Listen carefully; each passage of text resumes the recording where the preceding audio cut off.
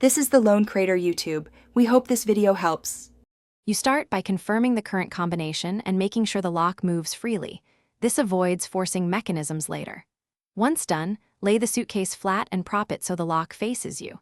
Use a small screwdriver or flat tool only if a reset slot is hidden, otherwise open the lock normally. Make sure to write the current code down. That gives a rollback if something jams. These first steps reduce risk and set you up to change the code cleanly. Now align the dials to the reset or current code so the mechanism is unlocked. Next, engage the reset method. Press a small button, turn a lever, or pull the shackle slightly depending on your lock model. Hold that position while you rotate each dial to your chosen new combination.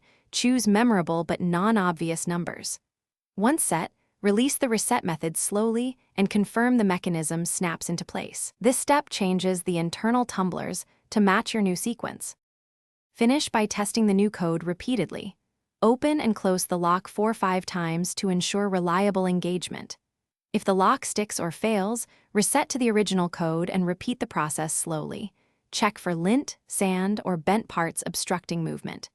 Make sure to store the new combination externally in a secure note. This prevents accidental lockouts.